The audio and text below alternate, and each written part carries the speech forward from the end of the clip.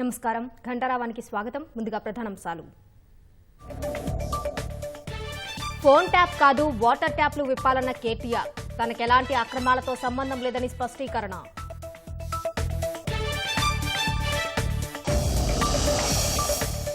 Phone tapping case సీబీఐకి అప్పగించాలని Laxman demand. అసలు దోషులను పక్కదారి పట్టించకుండా చూడాలని విజ్ఞప్తి.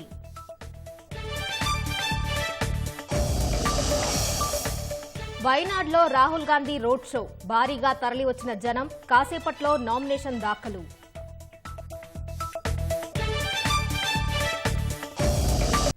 బారాసా పాలనలో హైదరాబాద్లో 10 ఏళ్లుగా తాగునీటి కష్టాలు లేవన్న కేటీఆర్ ఇవాళ రాజధానిలో జోరుగా ట్యాంకర్ల దందా నడుస్తోందని ఆరోపించారు.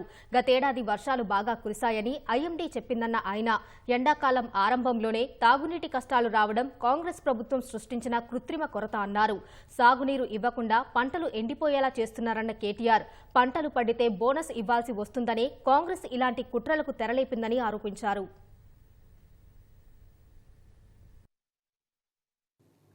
ఎన్నికల సందర్భంగా చాలా వివరంగా చెప్పాము, చాలా సందర్భాల్లో చెప్పాము. కేసీఆర్ అంటేనే నీళ్లు, కాంగ్రెస్ వస్తే కన్నీళ్లు. ఇవాళ మేము చెప్పిన మాట నిజమైంది అనే మాట నేను మీకు విజ్ఞప్తి చేస్తా ఉన్నా. ఇవాళ ట్యాంకర్లు మళ్ళొక్కసారి ప్రతి పట్టణంలో దర్శనమిస్తూ ఉన్నాయి. ఇవాళ ప్రతి పల్లెలో ప్రతి పట్టణంలో ఈ రకంగా బిందెలతో మళ్ళీ రోడ్ల మీదకి వచ్చి మహిళా సోదరిమణులు ఆందోళన చేయాల్సిన పరిస్థితి. ఈ అసమర్థ ప్రభుత్వానికి, ఈ అసమర్థ ముఖ్యమంత్రి గారికి ధనవనరులను ఢిల్లీ తరలించడంలో ఉన్న శ్రద్ధ జలవనరులను తరలించడంలో మాత్రం లేదు అనేది విస్పష్టంగా ఇవాళ రాష్ట్రంలోని ప్రతి ఒక్కరికి కూడా అర్థమైంది. హైదరాబాద్లో ఈరోజు ప్రతి గల్లీలో రాత్రింబవళ్ళు ట్యాంకర్ల చప్పులు వినబడతా ఉన్నాయి. ట్యాంకర్ల దందా జోరుగా నడుస్తున్నది. మిషన్ భగీరథ లాంటి ఒక అద్భుతమైన ప్రాజెక్ట్ నిర్మాణం చేసి వాళ్ళ చేతుల్లో పెడితే దాని నిర్వహణ కూడా చేతగాని ప్రభుత్వం ఈ కాంగ్రెస్ ప్రభుత్వం అనే మాట నేను మీకు విజ్ఞప్తి చేస్తా ఉన్నా. రాష్ట్ర వ్యాప్తంగా ఉండే ప్రాజెక్టుల్లో నీళ్లు ఉన్నాయి, కానీ నిర్వహించే తెలివి ఈ ప్రభుత్వానికి లేదు. పార్టీ గేట్లెత్తడం, అదే పనిలో రాజకీయాలు చేయడం కాదు. ప్రజల కోసం ప్రాజెక్టుల గేట్లెత్తండి. ఫోన్ ట్యాపింగ్ కాదు, వాటర్ ట్యాపింగ్ మీద దృష్టి పెట్టండి.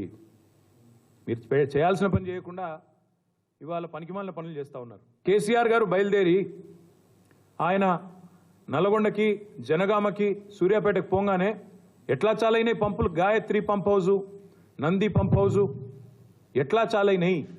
రిజర్వాయర్లలో నీళ్లుండి కూడా ఇవ్వకుండా దాచిపెట్టి ప్రజల గొంతు ఎండడం, పంటలు ఎండే దరిద్రపు పరిపాలన తీసుకొచ్చింది కాంగ్రెస్ పార్టీ, కాంగ్రెస్ ప్రభుత్వం కాదా? పంట పండితే బోనస్ ఇవ్వాలా? ఇక సపరేట్గా ఎండబెట్టి అటు కాళేశ్వరం స్కామ్ అని కేసీఆర్ను బదనాం చేయాలి, నీళ్లు లేవని బుకాయించాలి, మీడియాలో మాత్రం అడ్డమైనని మిగతా వార్తలన్నీ తెచ్చి ప్రజల అసలు దృష్టి మొత్తం మరల్చాల. ఇది వాళ్ళ ఎజెండా. కేరళలోని వైనాడ్లో రాహుల్ గాంధీ మరికాసేపట్లో నామినేషన్ దాఖలు చేయనున్నారు. ఇందుకోసం భారీ రోడ్ షో నిర్వహిస్తున్నారు. ప్రత్యక్ష ప్రసారం ద్వారా చూద్దాం.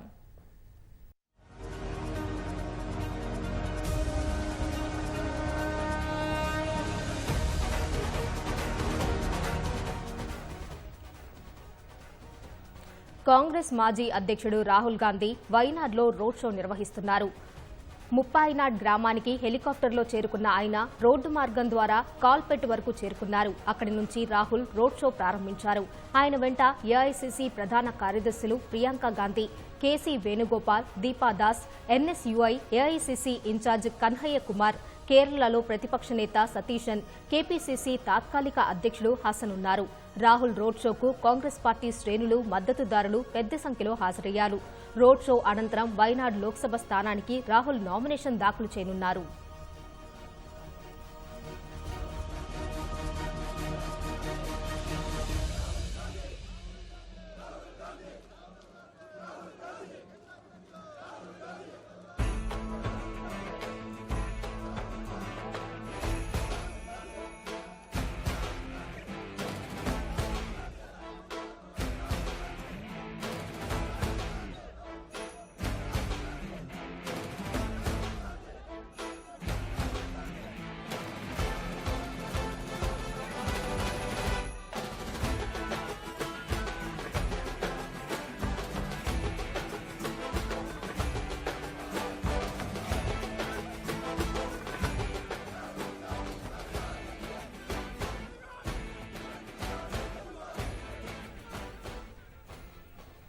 కాంగ్రెస్ మాజీ అధ్యక్షుడు రాహుల్ గాంధీ వైనాడ్లో రోడ్ షో నిర్వహిస్తున్నారు.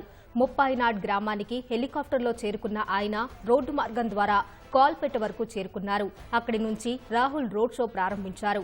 ఆయన వెంట ఏఐసీసీ ప్రధాన కార్యదర్శులు Priyanka Gandhi, KC Venugopal, Deepa Das, NSUI AICC in charge Kanhaiya Kumar, కేరళలో ప్రతిపక్ష నేత సతీశన్, కేపీసీసీ తాత్కాలిక అధ్యక్షుడు హసన్ ఉన్నారు. రాహుల్ రోడ్ షోకు కాంగ్రెస్ పార్టీ శ్రేణులు, మద్దతుదారులు పెద్ద సంఖ్యలో హాజరయ్యారు. రోడ్ షో అనంతరం వైనాడు లోక్సభ స్థానానికి రాహుల్ నామినేషన్ దాఖలు చేయనున్నారు.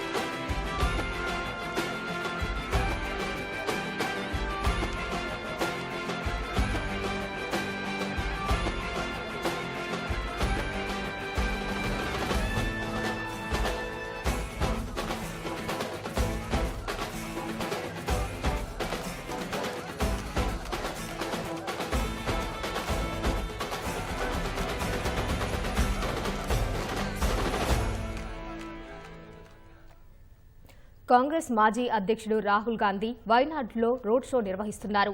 ముప్పాయినాడ్ గ్రామానికి హెలికాప్టర్లో చేరుకున్న ఆయన రోడ్డు మార్గం ద్వారా కాల్పెట్ వరకు చేరుకున్నారు. అక్కడి నుంచి రాహుల్ రోడ్ షో ప్రారంభించారు.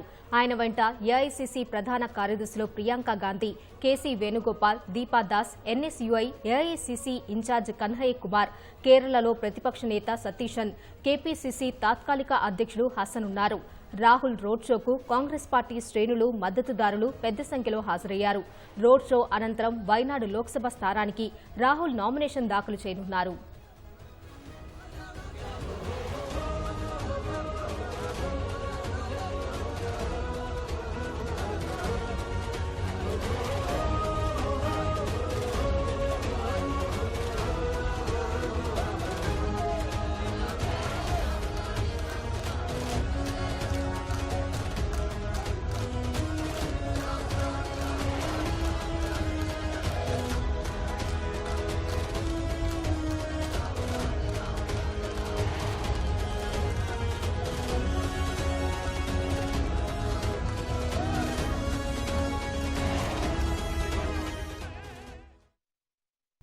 ప్రధాని మోదీ మరోసారి రాష్ట్రానికి రానున్నారు. మేలో 3 రోజుల పాటు ఇక్కడే మకాం వేయనున్నట్లు విశ్వసనీయ సమాచారం. 2 బహిరంగ సభలతో పాటు ఒక రోడ్ షోలో ప్రధాని పాల్గొనే అవకాశం ఉన్నట్లు భాజపా వర్గాలు తెలిపాయి. కేంద్రంలో మూడోసారి అధికారం కైవసం చేసుకుని హ్యాట్రిక్ కొట్టాలని భావిస్తోన్న భాజపా రాష్ట్రంలో 2 అంకెల స్థానాల్లో గెలిపే లక్ష్యంగా పెట్టుకుంది. లోక్సభ ఎన్నికల షెడ్యూల్ కు ముందే ప్రధాని మోదీ 5 సార్లు రాష్ట్రంలో పర్యటించారు. ఆదిలాబాద్, సంగారెడ్డి, నాగర్ కర్నూల్, జగిత్యాల బహిరంగ సభలతో పాటు మల్కాజ్గిరి లోక్సభ పరిధిలో రోడ్ షోలో పాల్గొన్నారు. ఎన్నికల షెడ్యూల్ ప్రకారం తెలంగాణ, ఏపీ 4వ విడతలో పోలింగ్ జరగనుండటంతో మిగతా 3 ఫేజుల్లో ఎన్నికలు జరిగే రాష్ట్రాలపై ప్రత్యేక దృష్టి కేంద్రీకరించి ప్రచారం నిర్వహిస్తున్నారు. అవి పూర్తి కాగానే తెలంగాణ, ఆంధ్రప్రదేశ్లో ప్రధాని ఎన్నికల ప్రచారంలో పాల్గొనున్నారు. మే 5, 6, 7 తేదీల్లో తెలంగాణలో పర్యటిస్తారని సమాచారం. పోలింగ్ తేదీకి వారం రోజుల ముందు ఇక్కడ 3 రోజులు ఉండనున్నారని పార్టీ వర్గాలు తెలిపాయి. ఉత్తరాదిన మెజార్టీ స్థానాల్లో గెలుస్తామని ధీమాగా ఉన్న కమలదళం తెలంగాణతో పాటు దక్షిణాదిలో పాగా వేస్తే నిర్దేశించుకున్న 400 సీట్ల లక్ష్యం చేరుకోవచ్చని భావిస్తోంది. ప్రధాని మోదీ ఇప్పటికే ఒక విడత రాష్ట్రంలో పర్యటించి శ్రేణుల్లో కొత్త ఉత్సాహం నింపారు. అసెంబ్లీ ఎన్నికల్లో ఓటమి నుంచి బయటకు వచ్చి కార్యకర్తలు ఉత్తేజంగా పనిచేసేందుకు దోహదపడింది. త్వరలో మళ్లీ ప్రధాని పర్యటిస్తారని చెబుతుండటంతో శ్రేణుల్లో మరింత ఉత్సాహం నెలకొంది. రోడ్ షోలు ఎక్కువగా నిర్వహించే అవకాశం ఉందని సమాచారం. ఇప్పటి వరకు సభలు జరిగిన జిల్లాలు కాకుండా మిగతా చోట్ల 2 సభలతో పాటు హైదరాబాద్, సికింద్రాబాద్ పార్లమెంటు స్థానాన్ని కలుపుతూ భారీ రోడ్ షో నిర్వహించాలని భావిస్తోంది. భాగ్యనగరంలో బహిరంగ సభల కంటే రోడ్ షోకే జనం స్వచ్ఛందంగా తరలివస్తారని రాష్ట్ర నాయకత్వం భావిస్తోంది. అన్ని వర్గాల ప్రజలను కలిసేలా రోడ్ షో సాగుతుందని భావిస్తోంది. ప్రధాని ప్రచారం కలిసి వస్తుందా, డబుల్ డిజిట్ స్థానాలు కైవసం చేసుకుంటుందా అనేది రాష్ట్ర రాజకీయాల్లో చర్చనీయాంశంగా మారింది. లోక్సభ ఎన్నికలు సమీపిస్తున్న వేళ రాష్ట్రంలో ప్రచారం జోరు కొనసాగుతోంది. భువనగిరి భాజపా ఎంపీ అభ్యర్థి మాజీ ఎంపీ బూర నర్సయ్య గౌడ్ రంగారెడ్డి జిల్లా ఇబ్రహీంపట్నంలో ఇంటింటి ప్రచారం నిర్వహించారు. వాహనదారులను, చిరు వ్యాపారులను పలకరించారు. దేశంలో ప్రధానమంత్రి నరేంద్ర మోదీ చేసిన అభివృద్ధిని, సంక్షేమ పథకాలను వారికి వివరించారు. ప్రజలు అద్భుతంగా చిరునవ్వుతో ఢిల్లీలో మోడీ ఉండాలి, భువనగిరిలో బోరా ఉండాలని కోరుకుంటున్నారు. ఇక్కడ ఉన్నటువంటి చిరు వ్యాపారాలు వీళ్ళని చూస్తుంటే మోడీ గారు గుర్తొస్తారు. వారు కూడా ఛాయ్ అమ్మి వాళ్ళ తల్లి పాపం వీళ్ళలో పనిచేసి ఒక ప్రధానమంత్రి స్థాయికి ఎదిగిందంటే అది కేవలం బీజేపీతోనే సాధ్యం. ఏ రాజకీయ పార్టీ కూడా ఈ రోజు అన్ని ఫ్యూడల్ వ్యవస్థలైన అది కాంగ్రెస్ కానీ లేదా బీఆర్ఎస్ కానీ కేవలం బీజేపీతోనే సామాన్య ప్రజలకు లబ్ధి చెందుతుంది. దేశం, ధర్మం, డెవలప్మెంట్ 3D డెవలప్మెంట్ అనేది దేశంతో మన మోడీ గారి కమలం గుర్తుకే సాధ్యం. బీఆర్ఎస్ కు ఓటేస్తే ఓటు వృధా. ఢిల్లీ లేదు, గల్లీ లేదు. వాళ్ళు ఎన్ని కుంభకోణాల్లో వినుకుంటున్నారో మీ అందరికీ తెలుసు. ఇకపోతే కాంగ్రెస్ హామీల కుప్పలు ఖాళీకి ఉండదు. అమలు చేయడానికి ఒక్క రూపాయి కూడా వాళ్ళ దగ్గర లేదు. రేపు తెలంగాణ రాష్ట్ర అభివృద్ధి కుంటుపడొద్దంటే కమలం పువ్వు గుర్తుకు మరోసారి మోడీ ప్రధానమంత్రి కావడానికి తెలంగాణ రాష్ట్రంలో భువనగిరిలో అత్యధిక మెజార్టీతో గెలిపించాలని విజ్ఞప్తి చేస్తుంది. కరీంనగర్ ఎంపీ అభ్యర్థి విషయంలో కాంగ్రెస్ అధిష్టానం త్వరగా నిర్ణయం తీసుకోవాలని మంత్రి పొన్నం ప్రభాకర్ కోరారు. కరీంనగర్ జిల్లా చిగురుమామిడి మండల కేంద్రంలో ప్రజలతో కలిసి ఉదయపు నడకలో మంత్రి పొన్నం పాల్గొన్నారు. స్థానిక ప్రజలతో మాట్లాడి వారి సమస్యలు అడిగి తెలుసుకున్నారు. అనంతరం విద్యార్థులతో, స్థానిక చిరు వ్యాపారులతో ముచ్చటించారు. కరీంనగర్ ఎంపీ అభ్యర్థిగా అధిష్టానం ఎవరిని నిర్ణయించినా పార్లమెంటు పరిధిలోని 4 శాసనసభ్యులు కట్టుబడి ఉంటారని తెలిపారు. ఎంపీ స్థానాన్ని కాంగ్రెస్ పార్టీ గెలుచుకునే విధంగా అందరం ప్రచార కార్యక్రమంలో పాల్గొంటామని వెల్లడించారు. వాస్తవంగా కరువు ఉంది. వర్షాకాలంలో సరి అయినటువంటి వర్షాలు పడని కారణంగా రైతాంగానికి కొంత ఇబ్బంది వస్తున్నటువంటి మాట వాస్తవం. అయినా ప్రభుత్వం అన్ని రకాల చర్యలు తీసుకునే ప్రయత్నం చేస్తా ఉంది. త్రాగునీటి సమస్య అసలే లేకుండా ఉండే విధంగా ప్రత్యేకమైన శ్రద్ధ తీసుకొని ఎన్ని నిధులు ఖర్చయినా గ్రామాల్లో త్రాగునీటికి సంబంధం లేకుండా, ఇబ్బందులు లేకుండా పాత బావులను మళ్ళీ కిరాయి తీసుకోవడం కావచ్చు, నూతన బోర్వెల్ వేయడం కావచ్చు, ఇతరత్ర ఏ అంశాలున్నా యుద్ధ ప్రాతిపాదికన చేయమని చెప్పి గౌరవ జిల్లా కలెక్టర్లకు ఎన్నికలున్నాయి కాబట్టి ఆదేశాలు ఇవ్వడం జరిగింది. ఈ రోజు గ్రామాల్లో ఉండబడేటువంటి సమస్యలు వాటిని పరిష్కరించడానికి ఈ విధంగా ఉదయాన్నే రైతులను, ప్రజలను కలిసేటువంటి కార్యక్రమం తీసుకున్నాం. రాష్ట్రంలో కూడా ప్రజల సమస్యలను పరిష్కరించడానికి తగిన చర్యలు తీసుకునే విధంగా కార్యక్రమం తీసుకుని ముందుకు పోతాం. టికెట్ విషయంలో కూడా కరీంనగర్ తొందరగా ప్రకటించాలని మా నాయకత్వాన్ని కోరుతా ఉన్నాం. ఫోన్ ట్యాపింగ్ కేసును సీబీఐకి అప్పగించాలని రాజ్యసభ సభ్యుడు లక్ష్మణ్ ప్రభుత్వాన్ని డిమాండ్ చేశారు. ప్రతిపక్ష నేతల ఫోన్లు ట్యాప్ చేసినట్లు ఆధారాలు లభించినా దోషులను తప్పించేందుకు కాంగ్రెస్ ప్రభుత్వం పరితపిస్తోందని ఆరోపించారు. ఫోన్ ట్యాపింగ్ వ్యవహారంపై త్వరలోనే గవర్నర్ను కలిసి వినతిపత్రం అందజేస్తామని లక్ష్మణ్ వెల్లడించారు. ఎన్నికలు వచ్చేసరికి 2 పార్టీలు తగాదాలు పడ్డట్టుగా తారాస్థాయికి విమర్శలు చేసుకొని మోదీ గారికి పెరుగుతున్న ఆదరణ, చరిస్మా నిర్వహించలేకపోతున్నాయి. కాబట్టి కుట్రపూరితమైనటువంటి చర్యలకు రేవంత్ రెడ్డి గారు కూడా తెరలేపారని చెప్పి ప్రజలు ఈరోజు భావిస్తా ఉన్నారు. కాళేశ్వరం అవినీతి కుంభకోణం ఎత్తుకున్నారు. చివరికి దర్యాప్తు వచ్చేసరికి ఇంతవరకు ఆ దర్యాప్తు ప్రారంభం కూడా కాలేదు. తర్వాత ధరణి అన్నారు, అది కూడా మసిగూసి మాడికాయ చేశారు. ఇప్పుడు ఫోన్ ట్యాపింగ్ పేరు మీద ఆ యొక్క దర్యాప్తులో పబ్లిక్ డొమైన్ లో వచ్చినటువంటి వార్తలు, అంశాలు చూస్తా ఉంటే దిగ్భ్రాంతి కల్పిస్తా ఉన్నాయి. అసలు దోషులను తప్పించడానికి కాంగ్రెస్ ప్రభుత్వం, రేవంత్ రెడ్డి ప్రభుత్వం మసిబూసి మాడికాయ చేస్తున్నట్టుగా భావిస్తా ఉన్నాం. ముఖ్యమంత్రి రేవంత్ రెడ్డికి బారాసా సిద్దిపేట ఎమ్మెల్యే హరీష్ రావు బహిరంగ లేఖ రాశారు. బ్యాంకుల నుంచి నోటీసులు, ఒత్తిళ్లు ఎదుర్కొంటున్న రైతులకు తక్షణం 2 లక్షల రూపాయల రుణమాఫీ చేయాలని లేఖలో పేర్కొన్నారు. అధికారంలోకి రాగానే డిసెంబర్ 9 నాడే 2 లక్షల రుణమాఫీ ఒకేసారి చేస్తామని ఎన్నికల మేనిఫెస్టోలో కాంగ్రెస్ పార్టీ హామీ ఇచ్చిందని గుర్తు చేశారు. బారాసా ప్రభుత్వ హయాంలో 1 లక్ష రూపాయల రుణమాఫీ పొందిన రైతులు కూడా మళ్లీ బ్యాంకులకు వెళ్లి 2 లక్షల రూపాయలు రుణాలు తీసుకోవాలని మీరే స్వయంగా పిలుపునిచ్చారని లేఖలో ప్రస్తావించారు. రేవంత్ రెడ్డి మాటను నమ్మి రాష్ట్రంలోని లక్షలాది మంది రైతులు బ్యాంకుల నుంచి పంట రుణాలు తీసుకున్నారని, డిసెంబర్ 9 నాడు మీరు ప్రకటించినట్టుగా రుణమాఫీ జరగలేదని హరీష్ రావు అన్నారు. మీరు అధికారంలోకి వచ్చి దాదాపు 4 నెలలు కావస్తున్నది. అయినప్పటికీ ఒక్క రైతుకు కూడా ₹1 రుణమాఫీ కాలేదని ఆరోపించారు. 2 లక్షల రూపాయల వరకు రుణమాఫీని ఎప్పట్లోగా చేస్తారో స్పష్టమైన తేదీ ప్రకటించాలని రైతుల పక్షాన కోరుతున్నారని హరీష్ లేఖలో పేర్కొన్నారు. రైతులకు రుణమాఫీ చేయడంతో పాటు పంట మద్దతు ధరపై 500 బోనస్, ఎకరానికి 15,000 చొప్పున పెట్టుబడి సాయం ఇవ్వాలని డిమాండ్ చేశారు. పంట పొలాలకు నీళ్లు, 24 గంటల ఉచిత నాణ్యమైన విద్యుత్ అందించాలని హరీష్ రావు కోరారు.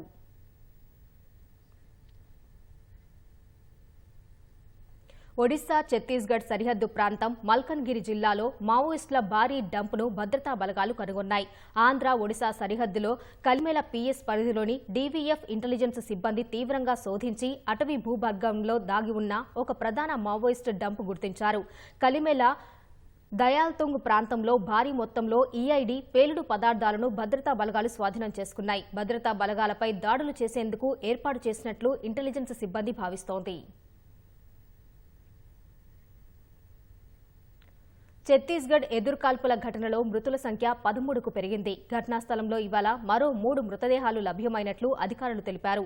బీజాపూర్ జిల్లాలో మంగళవారం ఉదయం 6 గంటల ప్రాంతంలో లేంద్ర, కోర్చోలి గ్రామాల మధ్య ఉన్న అటవీ ప్రాంతంలో కూంబింగ్ నిర్వహిస్తున్న భద్రతా దళాలు మావోయిస్టుల మధ్య ఎదురు కాల్పులు మొదలయ్యాయి. ఇరు వర్గాల మధ్య సుదీర్ఘంగా సాగిన తర్వాత కాల్పులు ఆగిపోయాయి. ఆ తర్వాత భద్రతా దళాలు గాలింపు చర్యలు చేపట్టగా 10 మృతదేహాలు లభ్యమైనట్లు అధికారులు తెలిపారు.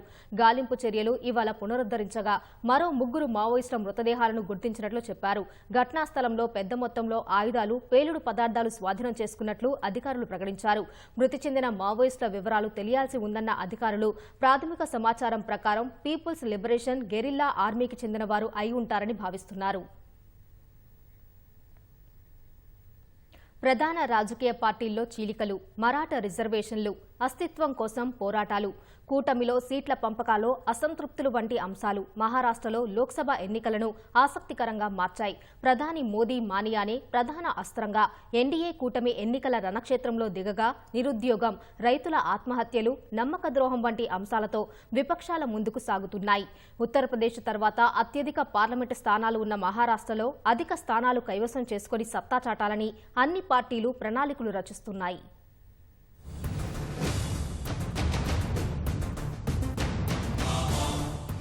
ప్రధాన రాజకీయ పార్టీలైన శివసేన, ఎన్సీపీలో చీలికలతో మహారాష్ట్రలో లోక్సభ ఎన్నికలు ఆసక్తికరంగా మారాయి.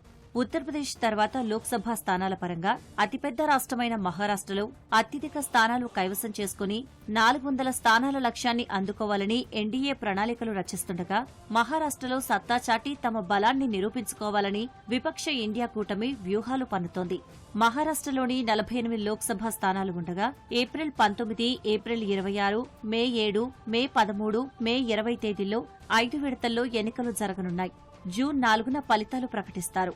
2019లో జరిగిన ఎన్నికల్లో 48 స్థానాలకు గాను 41 సీట్లను భాజపా, శివసేన కూటమి గెలుచుకుంది. ఆ ఎన్నికల్లో కాంగ్రెస్ పార్టీ దారుణంగా విఫలమైంది. కానీ తర్వాత జరిగిన పరిణామాలతో భాజపా, శివసేన కూటమిలో విభేదాలు పుట్టుకొచ్చి విడిపోయాయి. శివసేనలో ఒక వర్గమైన సీఎం ఏక్నాథ్ షిండే నేతృత్వంలోని పార్టీ ఎన్డీఏలో ఉండగా, ఉద్దవ్ ఠాక్రే నేతృత్వంలోని శివసేన వర్గం విపక్ష ఇండియా కూటమితో కలిసి పనిచేస్తోంది. అలాగే ఎన్సీపీలోనూ చీలికలు వచ్చాయి. శరద్ పవార్తో విభేదించిన అజిత్ పవార్, ఏక్నాథ్ షిండే మంత్రివర్గంలో చేరారు. ఇప్పుడు అజిత్ పవార్ నేతృత్వంలోని ఎన్సీపీ ఎన్డీఏలో ఉండగా, శరద్ పవార్ నేతృత్వంలోని పార్టీ విపక్ష ఇండియా కూటమితో ఉంది.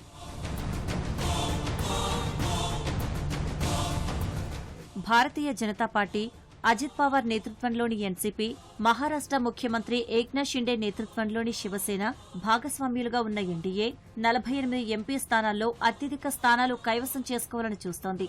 మహారాష్ట్రలో ప్రతిపక్ష కాంగ్రెస్, శరద్ చంద్ర పవార్ ఎన్సీపీ, ఉద్దవ్ ఠాక్రే నేతృత్వంలోని శివసేన భాగస్వాములుగా ఉన్న విపక్ష ఇండియా కూటమి కూడా సత్తా చాటేందుకు సిద్దమైంది. ఈ మహావికాస్ అఘాడీ విపక్ష ఇండియా కూటమిలో భాగం. మహారాష్ట్రలో అత్యధిక స్థానాలు కైవసం చేసుకుంటే ఢిల్లీ పీఠాన్ని అధిరోహించడం తేలిక కావడంతో ఈ రాష్ట్రంపై అన్ని పార్టీలు ప్రత్యేక దృష్టి సారించాయి. ప్రాంతీయ పార్టీలైన శివసేన, ఎన్సీపీల్లో చీలికలు ఇప్పుడు మహారాష్ట్ర ఎన్నికల్లో కీలక పాత్ర పోషిస్తున్నాయి. చిన్నాభిన్నమైన మహారాష్ట్ర రాజకీయాల్లో ఏ పార్టీ ఎంత ప్రభావం చూపుతుందన్నది అంచనా వేయడం కూడా కష్టసాధ్యంగా మారింది. ఈ పరిస్థితుల్లో లోక్సభ ఎన్నికల్లో ఏ పార్టీ ఎన్ని సీట్లు దక్కించుకుంటుందన్నది ఆసక్తికరంగా మారింది.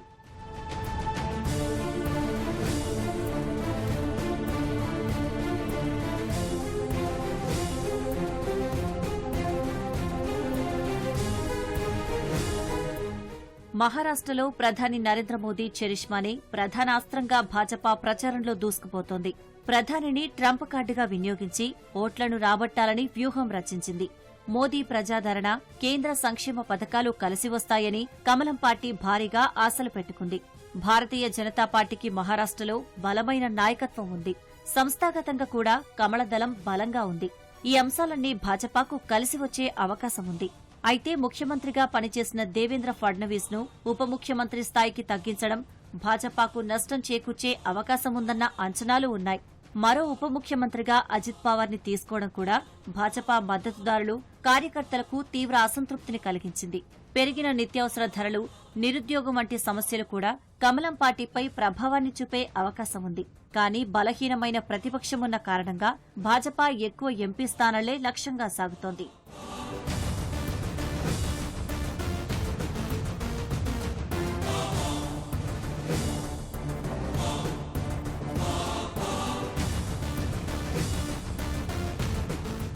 మహారాష్ట్రలో పూర్వ వైభవం కోసం కాంగ్రెస్ పార్టీ పాకులాడుతోంది. కాంగ్రెస్ శ్రేణులు నిస్తేజంతో ఉన్నా ఉనికిని కాపాడుకునేందుకు ప్రయత్నిస్తోంది. కూటమిలో మిగిలిన పార్టీలను కలుపుకుని ఊహించిన దానికంటే ఎక్కువ స్థానాలు దక్కించుకోవాలని హస్తం పార్టీ వ్యూహాలు రచిస్తోంది. కానీ మహారాష్ట్రలో చెప్పుకోదగ్గ నేతలు ఎవరూ లేకపోవడం కాంగ్రెస్ ను కలవరపెడుతోంది. ఎన్సీపీ, శివసేనలో చీలికలు కూడా ఓటమిలోని కాంగ్రెస్ ను నష్టపరిచాయి. అంతర్గతంగా ఐక్యత లేకపోవడం కూడా కాంగ్రెస్ పార్టీకి మరింత నష్టాన్ని చేకూరుస్తోంది. శరద్ పవార్తో విడిపోయి ఏక్నాథ్ షిండే ప్రభుత్వంలో భాగస్వామి అయిన మహారాష్ట్ర ఉప ముఖ్యమంత్రి అజిత్ పవార్ నేతృత్వంలోని ఎన్సీపీకి ఈ ఎన్నికలు చాలా కీలకంగా మారాయి. అజిత్ పవార్ కష్టపడి పనిచేసే నాయకుడిగా, పలానా నైపుణ్యాలు కలిగిన అట్టడుగు స్థాయి రాజకీయవేత్తగా పేరు పొందారు. అజిత్ పవార్ 2023లో తన మామ, ఎన్సీపీ వ్యవస్థాపకుడు శరద్ పవార్తో విడిపోయారు. అజిత్ పవార్ తన రాజకీయ అరంగేట్రం నుంచి శరద్ పవార్ నీడలోనే ఉండటం ఆయనకు ప్రతికూలంగా మారే అవకాశం ఉంది. ఇప్పుడు శరద్ పవార్ నీడ నుంచి బయటపడి సొంతంగా బరిలో నిలుస్తున్న అజిత్ పవార్ ఏ మేరకు రాణిస్తారో చూడాల్సి ఉంది. 2024 చివర్లో మహారాష్ట్ర శాసనసభ ఎన్నికలు జరగాల్సి ఉంది. ఈ ఎంపీ ఎన్నికల్లో సత్తా చాటి అసెంబ్లీ ఎన్నికలకు సిద్ధం కావాలని అజిత్ పవార్ నేతృత్వంలోని ఎన్సీపీ భావిస్తోంది. ఈ ఎన్నికల్లో అజిత్ పవార్ సత్తా చాటితే తన మామ శరద్ పవార్ నీడ నుంచి బయటకు వచ్చి బలం నిరూపించుకున్నారని అందరూ భావించే అవకాశం ఉంది. ఈసారి బారామతి లోక్సభ స్థానం నుంచి అజిత్ పవార్ భార్య సునేత్ర, శరద్ పవార్ కుమార్తె సుప్రియా సూలే పోటీ పడుతున్నారు. ఈ ముఖాముఖీ పోరులో ఎవరు గెలుస్తారో చూడాలి. ఈ ఎన్నికల ప్రచారంలో అజిత్ పవార్ కు శరద్ పవార్ ఆశీస్సులు ఉన్నాయా లేదా అన్న మీమాంసకు కూడా సమాధానం దొరికే అవకాశముందని రాజకీయ నిపుణులు అంటున్నారు. బారామతి పోరు ఎన్సీపీలోని 2 వర్గాలకు ప్రతిష్టాత్మకంగా మారింది. ఒకవేళ ఈ పోరులో అజిత్ పవార్ ఓడిపోతే భారతీయ జనతా పార్టీ వద్ద అజిత్ పవార్ పలుకుబడి తగ్గిపోయే అవకాశముంది.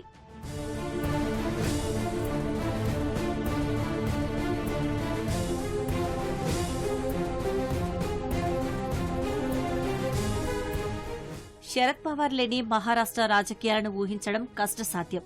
రాజకీయ కురువృద్ధుడిగా శరద్ పవార్ మరాఠా రాజకీయాల్లో చెరగని ముద్ర వేశారు. ఎన్నో ఆటుపోట్లను అధిగమించిన శరద్ పవార్ ఇప్పుడు మరోసారి అలాంటి పరిస్థితినే ఎదుర్కొంటున్నారు. చీలికతో అస్తవ్యస్తంగా మారిన ఎన్సీపీని మరోసారి గాడిన పెట్టేందుకు ఈ ఎన్నికలనే అవకాశంగా మలుచుకోవాలని శరద్ పవార్ పట్టుదలతో ఉన్నారు. శరద్ చంద్ర పవార్ ఎన్సీపీకి అతిపెద్ద బలం శరద్ పవారే. సుదీర్ఘ రాజకీయ అనుభవం, ప్రజాదరణ, పరిపాలన అనుభవం ఉన్న శరద్ పవార్ ఈసారి ఎన్నికల్లో సత్తా చాటి తన మార్క్ రాజకీయాన్ని చాటి చెప్పాలని ప్రణాళిక రచిస్తున్నారు. 1999లో ఎన్సీపీని స్థాపించిన శరద్ పవార్ సీఎంగా, కేంద్ర మంత్రిగా కూడా పనిచేశారు. 83 ఏళ్ల వయసులోనూ రాజకీయాల్లో చురుగ్గా పాల్గొంటుండడం ఆ పార్టీకి కలిసి రానుంది. పార్టీలో చీలిక వచ్చినప్పటికీ శరద్ పవార్ తన వర్గంలోని ఎందరో అనుచరులకు స్ఫూర్తిదాయకమైన వ్యక్తిగా కొనసాగుతున్నారు. ఇప్పటికీ తన రాజకీయ చతురతతో ప్రత్యర్థులకు చెక్ చెప్పగల నాయకుడు శరద్ పవార్. ఈ అంశాలన్నీ శరద్ పవార్ ఎన్సీపీకి కలిసి రానున్నాయి. సినీ నటుడు అమోల్ కోల్కే వంటి కొత్త నాయకుల ఆవిర్భావం కూడా శరద్ పవార్ కు కలిసి వచ్చే అవకాశం ఉంది. కానీ చీలిపోయిన ఎన్సీపీని పునర్నిర్మించడం పవార్ కు పెద్ద సవాల్గా మారింది. శరద్ పవార్ రాజకీయ వారసురాలిగా భావించే సుప్రియా సూలే ఆశించినంత మేర విజయవంతం కాలేకపోయారు. ప్రత్యర్థులను దూకుడుగా ఎదుర్కోవడంలో సుప్రియా సూలే విఫలమవుతున్నారు. 1999 నుంచి ఎన్సీపీ ఓట్ల శాతం 15 నుంచి 16% మధ్య నిలిచిపోయింది. 25 ఏళ్లు దాటినా ఓట్ల శాతం మాత్రం పెరగలేదు.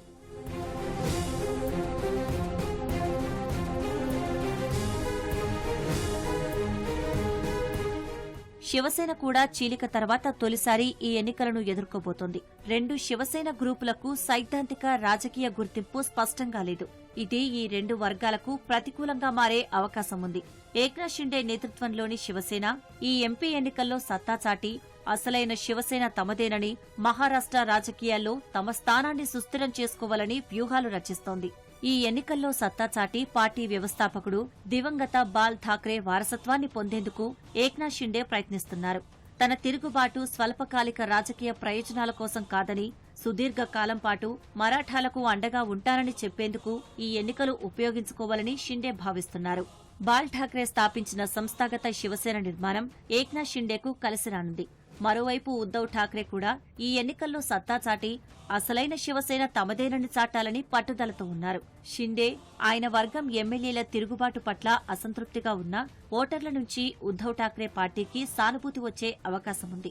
ఉద్దవ్ ఠాక్రేకు తన నాయకత్వ నైపుణ్యాన్ని ప్రదర్శించి కోల్పోయిన స్థానాలను తిరిగి గెలిచేందుకు ఇదే సరైన సమయమని ఆ పార్టీ వర్గాలు భావిస్తున్నాయి. షిందేతో అసంతృప్తిగా ఉన్న శివ సైనికులను ఆకర్షించడానికి ఉద్దవ్కు ఇది సువర్ణ అవకాశంగా రాజకీయ విశ్లేషకులు భావిస్తున్నారు.